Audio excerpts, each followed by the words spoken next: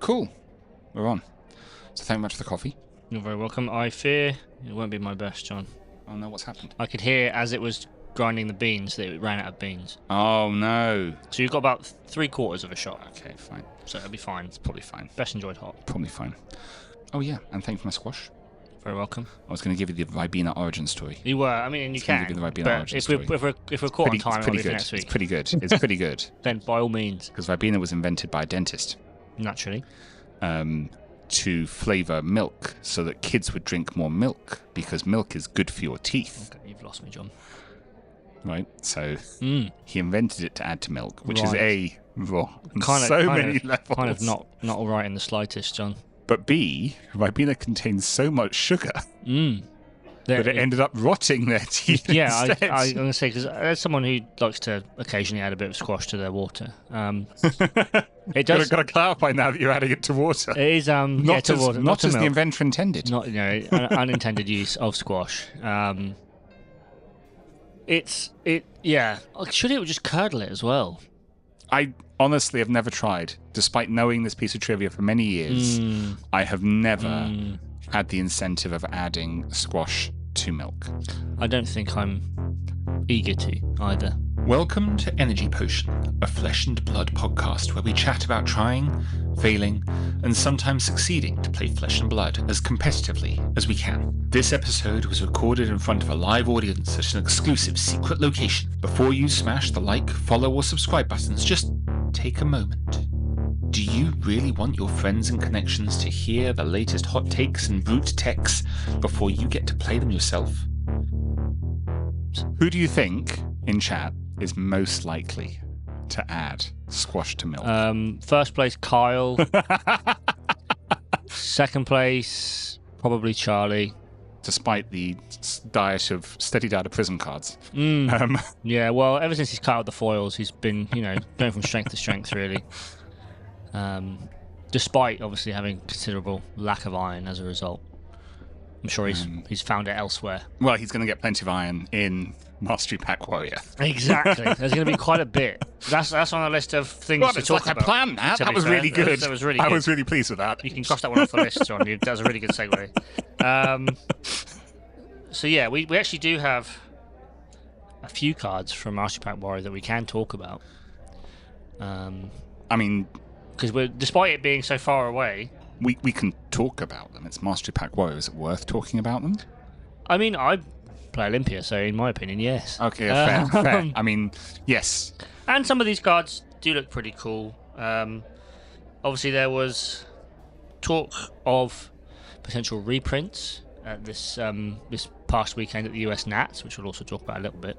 But yeah, the most important part of that stream, obviously, that they mentioned at the end, we're going to be showing 2 cards that will be in Mastery Pack Warrior, 2 legendary reprints. 2 legendary reprints. And they did not disappoint. Well, it depends who you ask, actually. But well, given that only Warrior players are paying attention and Warrior players play Warrior, I suspect it's a pretty hard crowd to disappoint. Really, yeah, and they'll take anything. As I can guarantee you, I'll be quite chuffed to bits. So first one we got was a new weapon entirely, Durandal, a 2-handed warrior weapon sword. Okay. Which is relevant for warriors, because a lot of their cards only target swords. Once per turn action, costs 1 to attack. We're used to that one, and attacks for 3. Pretty basic warrior weapon rate. Yep. Kind of a sword rate if you think about it, because Reaping Blade, rest in peace, was also a 1-cost attack for 3. But then it has the added caveat that if it has a +1 counter on it, reaction cards get -1 while defending it.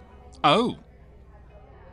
Which obviously immediately you think reaction to defense cards. reactions. Defense reaction or reaction? Reactions. So if you block with an attack reaction, it also gets the -1. Precisely. So this is another card in a long list of warrior cards designed to prey on other warriors. Yep. However, it does also keep solidifying this position that warrior has in being a worse assassin, but also the class that seems to beat assassin.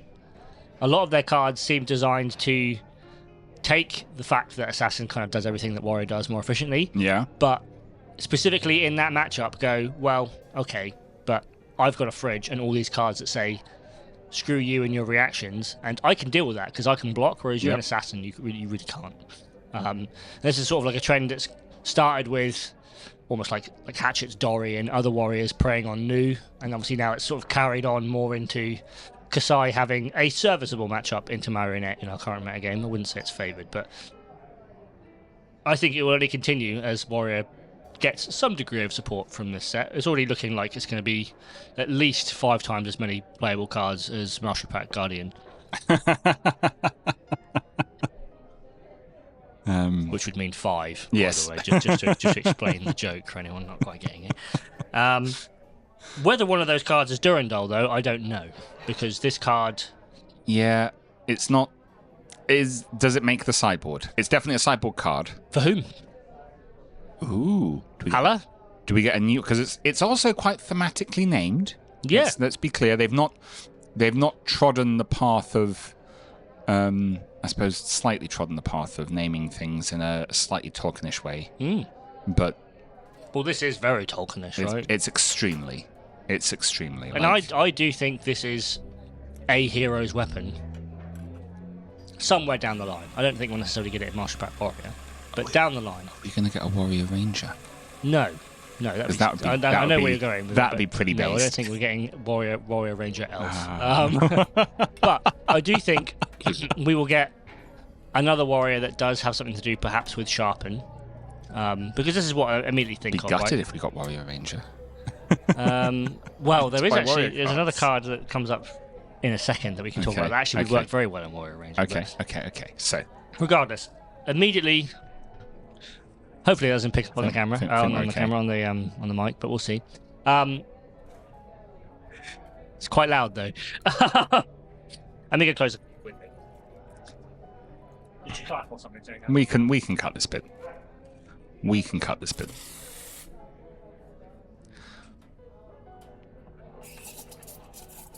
Who needs fresh air anyway, John? Not me. Not when we got this heat. Yeah, it's not great, the heat. Not a big fan of it. As I was saying, with Durandal, I do think the immediate place for it is a hero that can readily put a +1 counter on their sword. That's currently Hala. Yeah. Dory can't put a counter on any sword. It has to be Dawnblade, and she has to hit with it twice. And frankly, you'll pry my new sword away from an Olympia, kicking and screaming, because I'm not using anything that isn't golden. And important, it's a Majestic. Oh, it's an M, yeah. So this is also a Silver Sage Age. Legal, yeah. I do think probably could have been fine in Silver Age, but it is what it is. So yeah, I do think if it's going to go anywhere, it'll be in a Hala sideboard, and then until we get a hero designed to use Durandal. Are we getting a new warrior in Mastery Pack Warrior? Well, technically, we did get a kind of new guy. We're getting young Hala. We're getting young Dory Quicksilver Prodigy printed into Silver Age. It would be interesting to see an adult Quicksilver Prodigy. Because at the moment, all known warriors are CC legal. It's the young. Well, okay. Apart from this new old Dory. New old Dory. Old classic battles Dory. Yeah. Which, to be fair, as soon as Dory rotates in, Living Legends, maybe in like 2031, we'll have one that can be readily... I mean, there's cards yet to come in Mastery Pack Warrior. Maybe she does it this year. I mean, I do think it's potential. I mean, Dory always has that potential. She's got a brand new card specifically for Hatchets that she can use best. Obviously, we've got an Omens that maybe not. We'll see a lot of use in this metagame. Very much depends on which kind of decks take the stage in the sort of like top 8s or so, which we can talk about a little bit, because we have a bit of an idea as to what that's going to look like. But yeah, as for Durandal, who knows? We did get 2 legendary reprints of Grains of Bloodspill and Brave Forge Braces, 2 warrior staples, 2 cards that I own, John. But yes, that are very useful, and every aspiring warrior will want them. This does mean that warriors. It's definitely a set for aspiring warriors. And it rounds out the third one, which was obviously we already knew about, which is Valiant Dynamos. Yep. So now you too can get pretty much the full warrior suite if you buy enough boxes of Mastery Pack Warrior. Yes. Or let the warrior players buy all the boxes and then buy them. Because that's the thing. They won't need them. They've already got them. Or they'll sell you their old art. So like this is a perfect operation for getting more warriors. Get into warrior. Just as, Wizards are back on the rise. Well, we can talk about the Wizards now. Then, in terms of spoilers, we had one specifically yesterday from when as a time of recording. So, Lord knows when this is going out. Because if I'm editing it again, probably never will. Overwhelming Swing, a yellow 3-block. Whoa. Over what swing? Overwhelming. That's a ninja card. No, it's not a Gust Wave. It would be Overwhelming Gust Wave. 0 cost, warrior attack reaction at yellow, which is how you know it's good, John. Yes. Because all the yellow ones are always good. Good for warrior. Good for warrior. Good. It costs an additional resource to play for each card that's currently defending on the chain link. So obviously it starts at 0, but should you block with a card, it becomes a 1 cost, 2 cards, 2 costs, 3 cards, 3 cost. However, it gains target weapon attack gains plus X, where X is twice the number of cards defending it, plus 1. Battle-worn equipment stonks. Kind of. So one of the first things that came up was that if you've got 2 counters already on your used, spent battle-worn equipment, you can just throw this in the way to increase the cost of this card. Now, obviously, you are running that inherent risk that if your opponent has the resources... You're then buffing it. Precisely. So, if your opponent's got 2 extra cards in hand... Not worth it. The issue is, as well, you don't know if they've got this attack reaction. Well, that's the other thing, right? No, that's true. Which I think is the key part of this, is that I don't know if necessarily is a playset. I can see it as a 2 or a 1 of. Frankly, I mean, I could see it as a playset. I immediately looked at this and thought, wow, that's a fantastic second cycle card. Because you pitch it in with a bunch of blues, and you go, cool, well, here's an attack for almost lethal in your mid to end game when you're going to be wanting to block. And Are you going to block? Cool. Are you going to block? I'm going to transmute my yellow to 7 value. Woof. At instant speed, at reaction speed. Yeah. Which is a pretty good rate. It does say target weapon as well, I'd like to point out. Which means, whilst a lot of heroes' push recently has been towards the sword wielders in Kasai and Hala and Dawnblade Diary to a degree, it's really good with Decimate. I knew Decimate would come up. Decimate. I knew it. But also not bad with like hatchets or something like that, right? The general rule of, for example, Dorinthia hatchets is that you block the second hatchet, especially if they're just resolved to hit and run to give it a go again. And they go, cool, I'm going to block the second hatchet, and you're going to go, cool, I'm going to buff it. Now, obviously, that encourages the hatchets player to maybe block with fewer cards, which isn't necessarily how she wants to play. But I do think there's a lot of space for it, and obviously then, this is the 4th or so card we've seen from this set. There will be more cards. Yeah. There will be other stuff that works with it. Immediately, one of the first things I could think of was obviously for Olympia. Works with daggers. It works with daggers. I guess weapons count too. So it could be that this kind of card sees itself in Fang. Yeah. And goes, cool, well, if you're going to try and block me from getting my fealty by hitting you because you're marked, I'm going to use this to push it over. Obviously, it's a yellow. In the first 5 turns or so, it pitches for both your daggers. Yep. So maybe it's a Fang card. I mean, like I said, I'm going to play it in Olympia. I'm going to crack my trousers to swing my sword and hold this and a blue, right? And that's the idea I'm going to do. Ideally, the blue is going to be, I think it's Donkey is the blue one, where instant speed you can wager, and then if you win the wager, you discard a card. So I'm going to throw that. Right. Buff the sword to 4. Yep. And then if they try and respond with a D-react, you can then play this in beforehand, or they block it out and then they win the wager, they discard a card, you Arsenal this. It's very tricksy, very nice. Obviously, if they just block with 2 cards and you just pitch a blue to your overwhelming swing and just buff it by 7. Which is pretty good. Which is pretty good. I mean, like I say, it's very tricksy. 2 for 7 the thing is a good rate. There's a lot of hoops to jump through. The immediate comparison is something like T-Tox in the Assassin class, which has approximately half a hoop to jump through. Yes. But we are comparing apples to oranges, in that we're comparing Warrior to LSS's favourite class in Assassin. Yep. That being said, we'll talk about it in a little bit. Marionette didn't have a very good showing at the weekend. No. Did not have a very good showing at all. Now, a hero that also didn't have a great showing, but might, going forward, this season and also post-Master Pack Warrior, is Kasai. Because she's getting a new card, John. She's getting another new card. It's called Raised Blades. Okay. Now, tell me if you've heard this one before. It's red. I like reds. Cost 0. I like reds that cost 0. It's an action card. And not an attack 3. action. Oh, so well, it's a warrior card. It's a warrior card, yeah, of course. It's a regular action. So it's red, cost 0 and blocks 3. We like those. And it gives your next sword swing this turn +3. That's right. It's Sharpened Steel. Although Sharpened Steel does doesn't specify sword, and this does specify sword. Right. However, this has the added caveat, and this is what makes it really good in Kasai, and that your next sword attack gains +3, but also draw a card and then put a card from your hand on top of your deck. Right. Which means, not only does this buff your next sword by 3, it also makes your next sword swings free, because you're Kasai. Which is really, really good. So this is essentially a 1-card 5 if you can figure out where to keep that sword going, because you've drawn a card. Yeah, of course. And put that card back. Now, obviously, I immediately started, posting really bad cards that have been in the warrior pool for ages that say, reveal the top card of your library. If it's a certain card, you get to play it this combat chain, stuff like Unified Degree and Helm with a Sharp Eye and stuff like that. That is a potential use case. If someone resolved Unified Decree against me and they hit it because of it, I'd be pretty miffed, to be fair. It's a pretty good little 2-card combo. But probably are better cards to play in Kasai. However, this is just free. Just free, yeah. It's just a free card to play in Kasai. Free sword. I don't know if she necessarily was playing Sharpened Steel before, but she was definitely playing an amount of draw swords.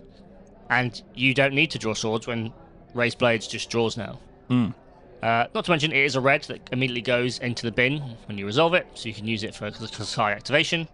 I guess that's another actually relevant use of Overwhelming Swing, and there is a yellow. Yeah. That blocks 3, so that's another yellow that can go into Kasai's looking pretty strong. Kasai is looking pretty strong. Kasai's looking very solid. She's already strong. Exactly. I think, again, fundamentally, she is a fair deck that can do a degree of unfair things, but she's got to set them up, well, right? She's one of the few board state decks as well, which is unfair. If you mention men. I mean, board state in that she does get to summon men, and she does get to build this resource pile of copper and or gold. And then, if it's a long, drawn-out game, there will be a point where she has like 6 copper on the board and a gold, and she goes, blood in her hands, all modes, picture blue to crack a gold, we're cooking. Yeah. And if you don't kill her before that, then it's going to be pretty tough. And if you're a fatigue deck, or a deck trying to play her on the long way, it's obviously very hard to block that out too. Yeah. So we're getting that. We are getting red and blue run through as well, which is kind of crazy, because yellow run through from the, again, from the classic battles. Essentially a functional reprint of Blade Runner. Yep. Although it just, again, specifically says sword. Well, see, the red will give +3 and the blue will give +1, but this is just 6 more cards that go into your sword deck than wants to go again. I mean, you could run through could be a very good Dory card in the right situation. I'll also say it's an extra 3 copies of Red Blade Runner and Kasai as well if she wants them, which is pretty good too. Otherwise, we've got looking strong. Or it is looking strong. Once the set comes out, we're not getting anything too not crazy. Busted strong, fair strong, but it's just such a wide range of options now. Yeah. What are you playing against when you sit down against Warrior? The Mario problem. What are you playing against when you sit down against this deck? Yeah. Except they haven't published yet a card that nerfs the battle plan. Of Warrior. Well. Whereas they have published a card that nerfs the battle plan of Mario. In what way, sorry? Well, why didn't Mario do well at Nats? Oh, the booties. The booties. And we'll talk about the booties. You're quite right, sorry. I was blanking entirely. I know where we're going now. Yeah.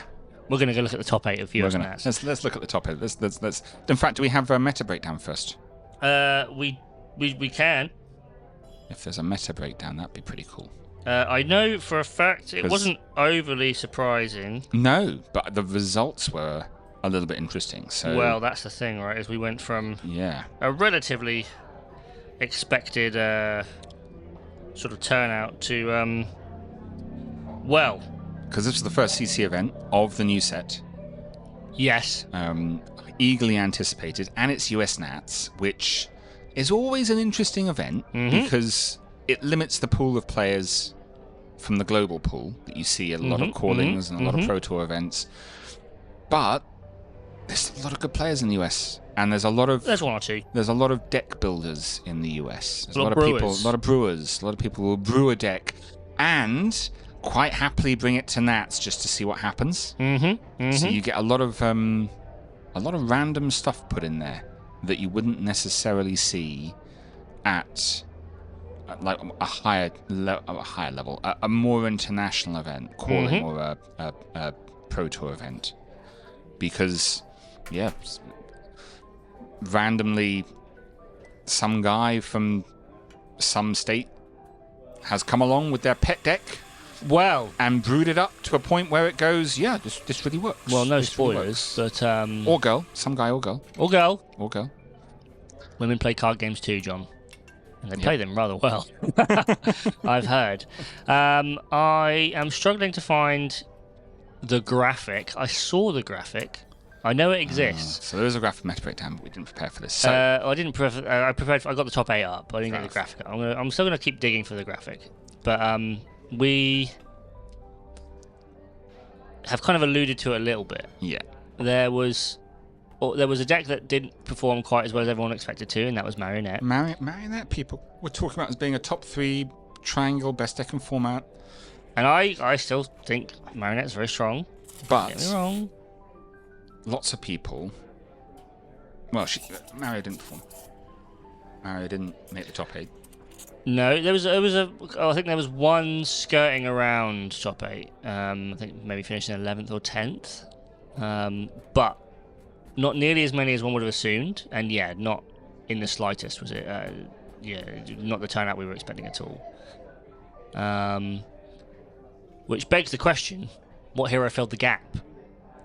What hero did have a breakout? What hero did have a breakout? Was there a hero that people unexpected to see in the top 8? Well, there was one hero, so there was one player Yep. undefeated across both days until top 8. Right. A little bit of a spoiler for top 8, I suppose.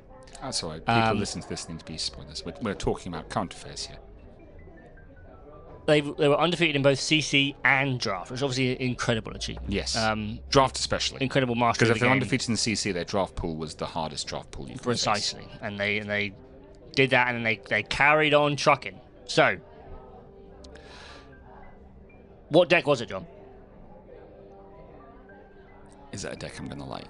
Yeah, it is. It's a deck that I like. It's a deck that I've been the champion of for quite a while now. Is it a deck that we've said is going to do well on this podcast? Hilariously, it is, which is very much out of character for me. Very much out of character. I'll tell you now, I found the graphic. Oh, yeah. This hero had a 1% representation across a metagame of 548 players. 3 chose to bring this hero, as opposed to the 70. And how many of those 3 made top 8? 2. So 2 out of 3 converted, not just to day 2, but to top 8. All 3 made day 2. All 3 made day 2 on this hero. So surely this is the best hero in the format. So you're still sitting down, so it's not Reinhardt. No, Reinhardt didn't have a great conversion, as one might expect. So was it Phi? It was Phi Rising Rebellion. It was Phi Rising Rebellion, and frankly, it is essentially a list that I would have put together. Well, I probably did put together. Is it? The weekend of Compendium. Yeah. It's just all in on Phoenix Art of War. Yep. All in on Phoenix Flames. Okay. One list, so obviously the 2 players. There was Matthew Yep. Gump, undefeated player, and then was also Ashlyn Slattery, who very nearly went undefeated as well. Both playing Phi, both playing very similar lists with mild differences. Gump's list, and I'm all in on Gump now. I'm a Gump believer. Yep. He titled it Max Greed on the Fabry list, and it does reflect that. It is incredibly all in on Phoenix Flame, incredibly all in on the high roll potential of Phi in that degree, and evidently it worked out quite well for him. Well, I suppose if you're good at draft, that's the time to try and high roll, right? Mm-hmm. Is if I can high roll a few CC games and then do well at draft, that's the time to do it. Mm-hmm. He was playing 2 Phoenix forms, John. 2 what? I know. I didn't know that card was legal. Phoenix form? I've not seen that card for 3 years. Well, and it wasn't played then either. I did, but not successfully. 3 Phoenix Flames and Phoenix form was in that deck, along with, I believe he was playing triple in Flame. Precisely. I think Ashton was playing the 1 in Flame, probably more as a mop target, which is more where I kind of stand on that. But both are on triple Art of War. However, both were also on, and this is where it's a real kicker, the exact equipment suite. Right. Exact same. And that traditionally, they're playing their Mopple, Master of the Pouncing Links. They're playing their Final Spring Tunic. They're playing their Tiger Stripe Shuko. All sounds like good fight cards. And they're playing the... what's the boot? What are the boots called? The Boots of Omnis? No, not those ones. Oh, not those ones. Snapdragon Scalers. No. Not the other ones. Flight Scale Path. Flight Scale Path. That's your traditional stuff. However, John has spoiled it a little bit. Yeah. In the sideboard, they're both running the same tech cards for certain matchups. They're both running Flamescale Furnace for Guardians. They're both running... I've just immediately lost my mind. It's not on this ward, we're getting to that. They're both running Blazing Yoroi for other ninjas. For other ninjas, yes. And I suppose this crazy pop-off Auxilio turn if they forget to break the combat chain. But yes, the key breakout card of the breakout deck, and not just in Fi, in every deck that could play it, was a card that kind of snuck under the radar a little bit. It was a bit... In yeah, Omens. nobody was talking about this. We saw it and we went, cool, another generic legendary piece of equipment, whoop-de-doo. It was the Boots of Omnis Ward. Yeah. A card that very unassumedly says 1 Battle Wand and tap this and your hero, sack it to prevent the next 1 damage you've been dealt this turn, and if you've been dealt arcane damage, prevent 2 instead. We all saw that and went, okay, it's a piece of equipment that you can bring into arcane matchups, I suppose. Not really seeing that actually it just blocks a flick knife. Yeah. 1 flick knife at the start of the game. It blocks a flick knife, it blocks a Kodachi or a kunai on the chain, and then later on blocks a flick. Yep. Like, it's very, very useful in that regard. But again, into a deck like Syndra, which is where it's best to use, but all Marionette as well, it lets you say, cool, I'm going to use this at the most opportune time. I'm not going to slow down my game plan. Yep. Because sure, Fi doesn't get to have the get out of jail free card or get the over offensive overlap turn with the flight path. But frankly, playing Art of War, you very rarely do the double sword swing anyway, so you don't really mind trading that in. Instead, you say to Marionette, I'm going to make your first mark really hard to achieve. Yep. And you say to Syndra, the first time that you really want to push through that Master of Momentum trigger, I'm going to say no. Yeah. I'm going to say don't do that.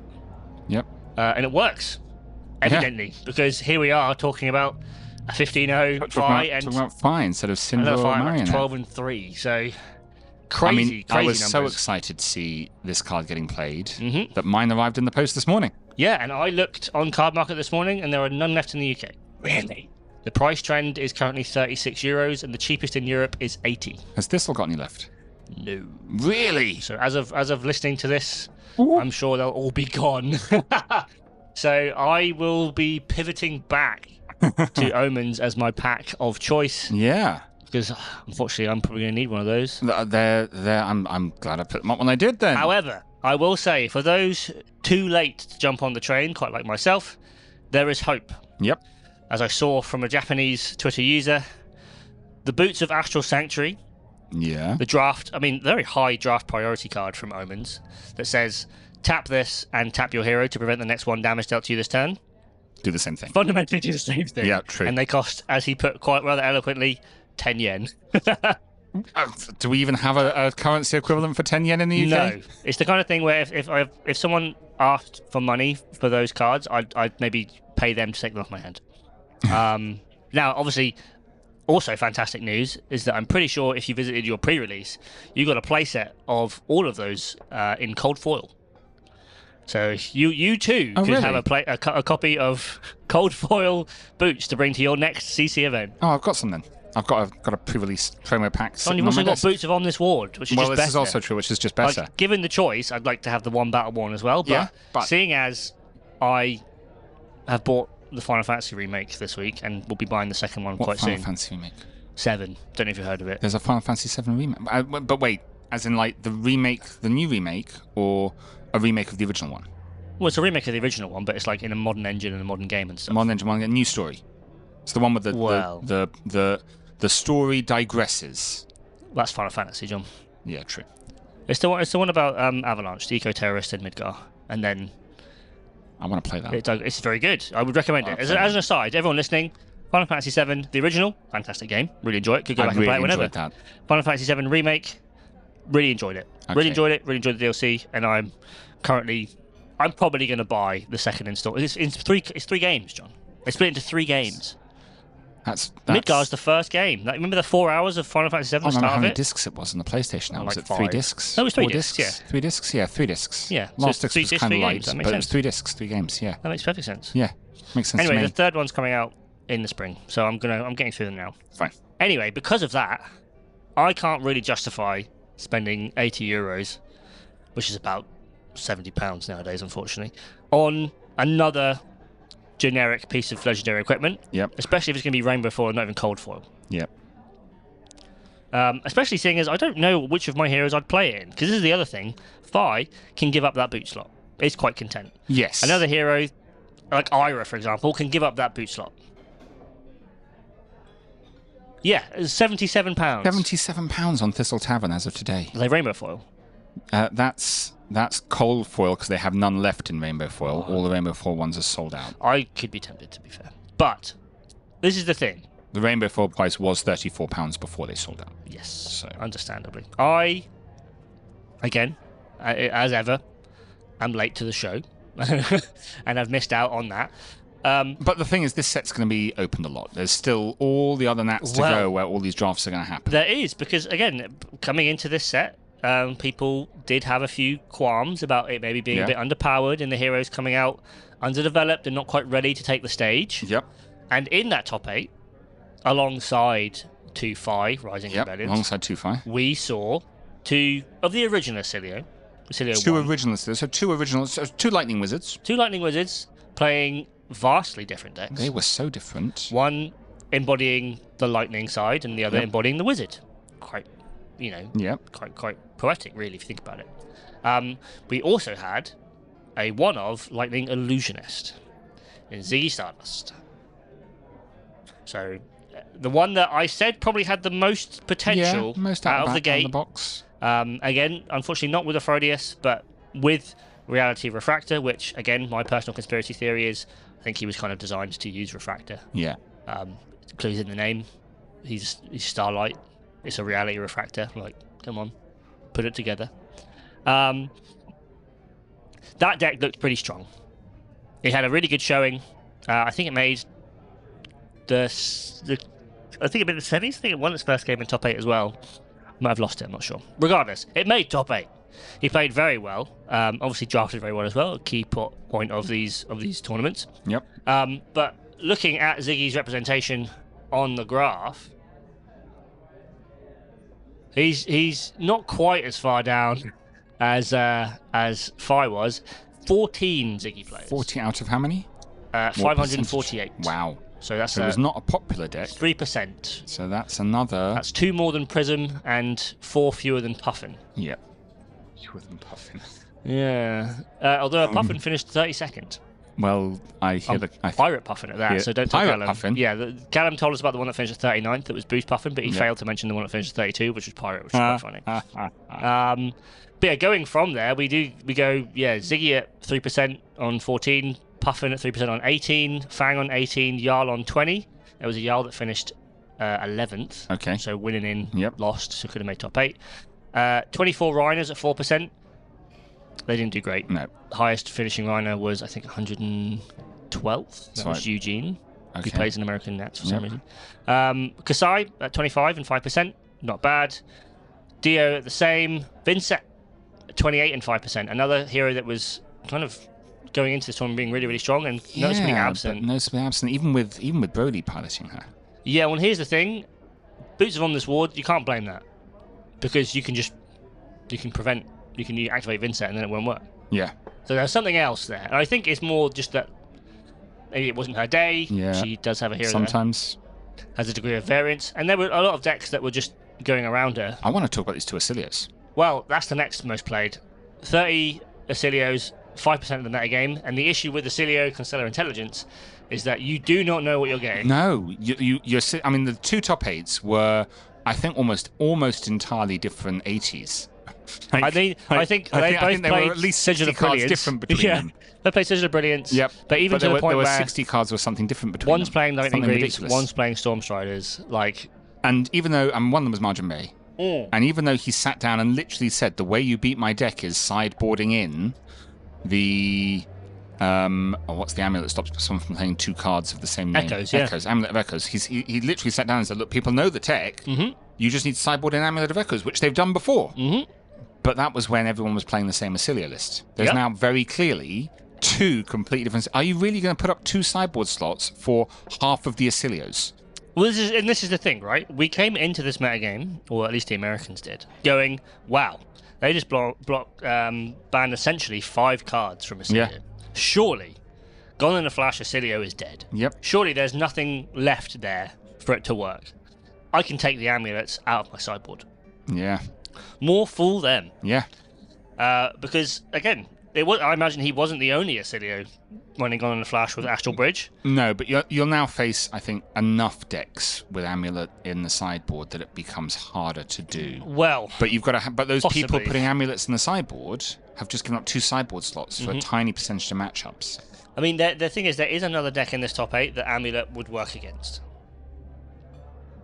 Who was that? That'd be Fi. Oh yeah, of course. And that you can catch Fi on his double Phoenix Flame turns. Yeah. Yep. However, you could just not resolve the second Phoenix Flame in Fi. Yeah. You don't need to play 2 Phoenix Flames. Not end of the world. This is the thing. Amulet of Echoes is currently a card that targets 1 hero. Yeah. Well, half a hero. That's And my it's point. Half a hero. So it's very hard to justify bringing it in. But then obviously, if your bad matchup is Acilio, and specifically Gone in a Flash Acilio, you bring it. And then into the Arcane one, if you've got 3 AB, your Amulet of Echoes blocks 3, which you don't mind too much.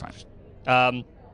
Yeah, both of them did very well. Margin Bay almost did the back-to-back US Nats, didn't quite make it. No, he made top 8. That's pretty. But he made top 8, so he really. And just made it. Before we close, then, because we're going to have to close soon. Yeah, I guess. Who won? Unfortunately, it's a hero that I keep saying is really bad and needs to have some cards unbanned, and frankly, it's just impossible to play well. And yet, Colin Eriksson did just that in the top 8, winning against not 1, but 2 Fis, and then managing to 2 Fis outmaneuvering the full, like almost a custom-built Fatigue Victor to fatigue Gravy Bones with Midas Touch and Pilfer the Tomb. He maneuvered all of them. How? Because frankly, John, it's very disheartening as a Gravy player to see someone else play Gravy that well, because you realise there's levels to this, and you go, wow, yeah. If I'd been in any of those situations, I probably wouldn't have won, and yet he did. Colin Eriksson managed to pull it off. The good news for the Gravy players, though, is you've now got plenty of research material online to watch and go, how do I get better? Well, sometimes you just have to have the deck in the right order, which does help. Like, again, but I'm not begrudging him at all. Like, he played fantastically. He played all of the hands that were presented to him. A lot of things had to go right for him to win, but frankly, you also have to be able to capitalize on them, and he did. And that's how a deck like Gravy works. No, the biggest kick in the teeth is that Gravy 80 is fundamentally pretty much stock. There's nothing too crazy in it for me to go, what was the percentage of Gravy's playing?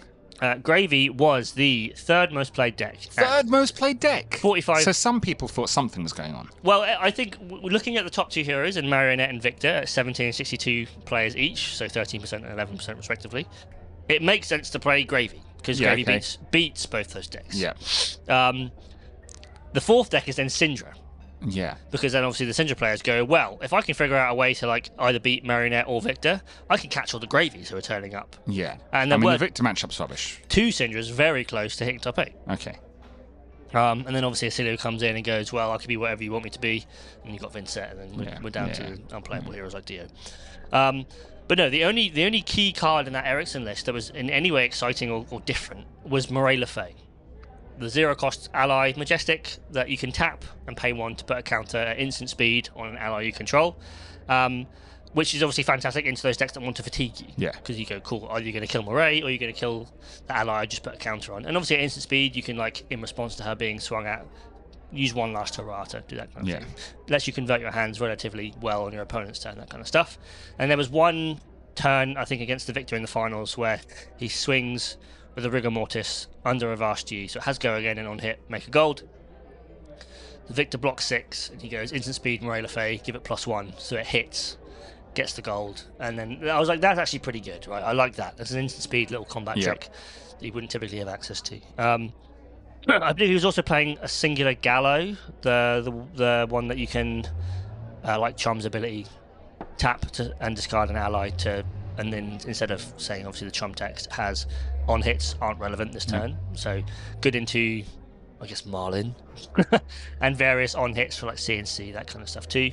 Also stops Massive Momentum, I suppose. It's pretty cool too. But yeah, fundamentally, to wrap it up, it was exciting. It was a fantastic weekend. Really good games on stream. And Gravy I did win. think unique because everyone's going to adjust, everyone's going to adapt, and and I think the metagame next week is going to be very different. So I'm excited. Different. Right, I got to go. I'm afraid we could see Fi. We could see Fi winning in that. We could see it. Thank you very much for listening to this episode of Energy Potion, a Flesh and Blood podcast. If you liked it, please consider subscribing for more. If you disagree with any of these opinions, please let us know in the comments and we'll either defend them robustly or completely cave and agree with you. This podcast was made possible with help from the team at Le Bon 22 Productions and a special donation from the Cracked Bauble Appreciation Society and their sponsors.